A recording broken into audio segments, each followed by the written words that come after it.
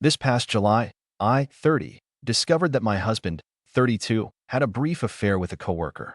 We had been together since I was 17, and by 19, we had twin daughters. We essentially grew up together, navigating life from our teenage years into adulthood. Like any couple, we had our share of ups and downs. Having children so young forced us to figure things out quickly, which was challenging, but we made it through, something not many can say. Over the years, my family and I supported him in countless ways. I come from a loving and generous family, and they treated him as their own. When we had our children, my parents were concerned about his old, unreliable car, so they helped him buy a better one.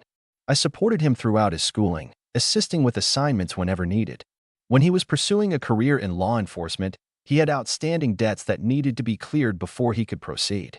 My parents gave him the money to pay them off so he could secure his job. While he was in the academy, I took on the financial burden of supporting our family, as well as managing the household, because his income wasn't enough. I did all of this out of love, believing I was helping to build a better future for both of us and the family we had created. I never expected anything in return. By 2021, our life seemed perfect.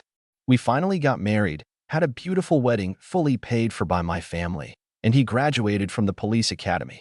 In 2023, we bought our dream home, with my parents' help once again. Everything was falling into place, and we were happy, or at least, I thought we were. But as time went on, we started arguing more, and the tension between us grew. I fully acknowledge my own faults in our marriage. I'm not perfect and have things I need to work on. But my love for this man was unwavering. I would have done anything for him. And yet, he had his own share of personal struggles that he refused to address. We hadn't even lived in our new home for a full year when, on my 30th birthday, I discovered that he had been cheating on me with a rookie cop from his department. He admitted to the affair while we were on vacation celebrating my birthday. I had suspected something was off due to changes in his behavior, but I never imagined it was this. In that moment, my entire reality shattered. How had we come to this? After everything we had built together? How could he betray me after all we had been through? The weeks that followed were a nightmare. I went through phone records and saw countless calls between them, sometimes lasting over an hour, always made when I wasn't around. But what hurt the most was his reaction when I confronted him. He was cold, emotionless. He said he didn't know what he wanted and that he might want to be single. Meanwhile, I continued to see texts and call logs to her through our T-Mobile account. She knew he was married, yet it didn't stop either of them. He stayed in our house for a few more weeks, promising to end things, but he never did. I finally reached my breaking point and told his mother what he had done. Instead of showing remorse, he exploded on me, furious that I had exposed him. According to him, I had crossed the line, but somehow, cheating on his wife wasn't. That was it for me. I packed up his things and told him he was no longer welcome in our home. He spent the next week or two sleeping elsewhere. He told me not to contact him unless it was about our children and made it clear that he wanted a divorce. At that point, I refused to engage any further. I gave him the silent treatment, no longer willing to participate in his chaos. He had gotten exactly what he wanted until he realized he didn't want it anymore. He came back apologizing, insisting that she never meant anything to him. He said he had been in a dark place, overwhelmed by stress, and that it just happened. I was hesitant, deeply hesitant, but I also understood that people make mistakes, and this was the first time anything like this had ever happened. Wanting to prove his commitment, he blocked her, removed the passcode from his phone, and shared his location with me permanently. He was doing everything he could to regain my trust. We began talking about what led to this.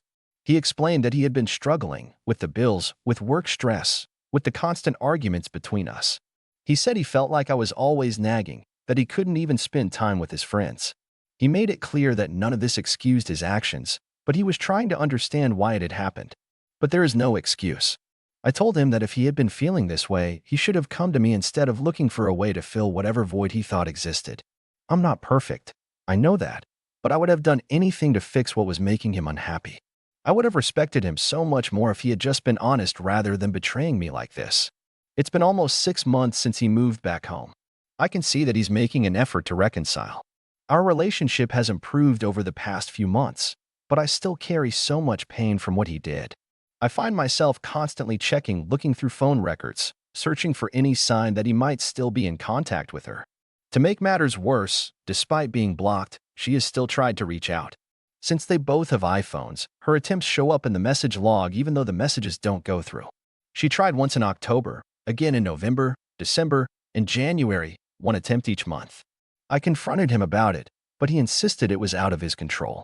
She's blocked. I can't stop her from trying, he said. Since he's been back, I've brought this up more times than I can count, and now he's getting frustrated. He tells me that I keep accusing him of something he's not doing, that if he didn't want to be here, he wouldn't be. But am I wrong for bringing it up? Does this ever get easier? I feel so blindsided by everything that I don't even know what was real anymore. I don't understand how he could keep all of this bottled up instead of coming to me. He pretended everything was fine, until suddenly it wasn't. And then, in an instant, I became the villain in his story. He rewrote history, making it seem like I had done nothing for him, like our relationship had been doomed from the start. I saw some of the texts he had sent to her. He told her I was aggressive, that he was afraid to talk to me, that he was moving out and wanted nothing to do with me. How does someone say things like that? Do things like that? And yet, now that he's back, he says he regrets all of it, that none of it was real, that he wasn't thinking clearly. He insists she meant nothing, that it was just physical, that he will do whatever it takes to make our marriage work. But why now? Why only after all the damage has been done? He had a wife who was attractive, who was a good woman, a good mother, who would do anything for him, and somehow, none of that was enough. In the months that followed, I tried to convince myself that things were getting better. I wanted to believe in his efforts, in his apologies, in the way he held me at night like he was afraid of losing me all over again. But no matter how hard I tried, I couldn't silence the voice in my head whispering that something still wasn't right. It wasn't just the lingering pain or the way my stomach twisted every time I saw his phone light up with a notification. It was the doubt, the deep, gut-wrenching doubt that no matter what he said or did now, the man I had spent my life loving had already proven that he was capable of betraying me. Some days were easier than others. There were moments when I could almost pretend we were the same couple we used to be. We laughed at inside jokes, cooked dinner together, talked about our daughters' futures. He would look at me with that same warmth I had fallen in love with all those years ago, and for a brief moment, I could trick myself into believing we had moved past it. But then there were the other days. The ones where a single trigger sent me spiraling all over again. The ones where I lay awake at night, staring at the ceiling, replaying every lie he had told, every time he had left our home to be with someone else. And the worst part? Knowing that even though he was here with me, I still felt alone. I started therapy, desperate for some kind of guidance. My therapist told me healing wasn't linear, that rebuilding trust after infidelity was like trying to piece together shattered glass. Even if you manage to put it back together, the cracks will always be there. I wanted to believe we could be different. But then, the first real test came. One night, while he was in the shower, I sat on the couch scrolling through my phone. I wasn't snooping. I wasn't even thinking about it. But out of habit, I opened our phone bill records, something I had started doing compulsively since the affair. And there it was. A single, outgoing call. Blocked numbers didn't show up in the detailed call logs, but this one had gone through. It was to a number I didn't recognize, at a time when he should have been at work. My heart started pounding in my chest, my breath coming out in short, shallow bursts. I told myself to be rational. Maybe it was nothing. Maybe it was work-related. Maybe it was a mistake. But deep down, I already knew. I copied the number and pasted it into a search bar. No results. My fingers trembled as I pulled up my messages and sent the number a simple text. Who is this? A few minutes passed with no response. My thoughts raced. What if it wasn't her? What if I was just driving myself insane over nothing? Then my phone vibrated. Why are you texting me? My stomach dropped. I felt like I was going to be sick. I didn't recognize the number, but something about that reply, short, defensive, set off every alarm bell in my body. I barely heard the sound of the shower turning off as I sat frozen on the couch, my phone still clutched in my hand. He walked into the room, towel draped over his shoulders, rubbing the back of his head like he always did. I turned to him, my voice eerily calm. Who did you call today at 4:27 p.m.? His body stiffened instantly. His eyes flickered, a barely noticeable shift, but I caught it. What? I held up my phone. You made a call. It wasn't to me. It wasn't work. Who was it? He hesitated for half a second, just long enough for me to know the truth before he even said a word. It was nothing, he muttered, turning away. Just a buddy from work. I swallowed the lump in my throat, forcing myself to breathe. What's his name? Another pause. I watched as he scrambled, searching for something, anything, that would make me drop it. But there was nothing he could say because I already knew. And just like that, everything we had been trying to rebuild shattered all over again. I don't remember much of what happened after that. I remember yelling.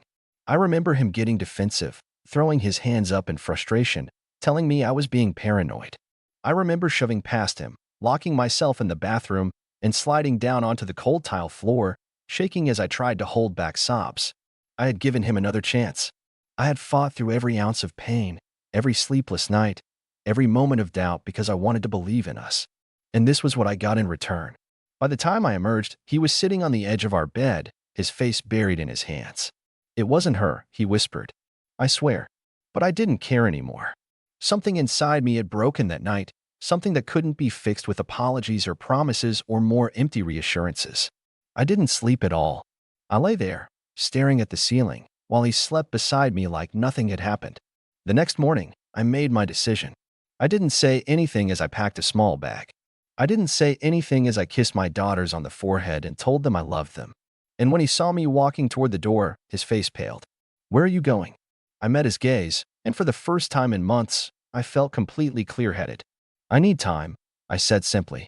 He started to argue, to tell me that I was overreacting, that I was making a mistake. But I wasn't. Because the truth was, the mistake had been staying. I walked out the door, got into my car, and drove. I didn't know where I was going, but I knew one thing for certain. I deserved better than this.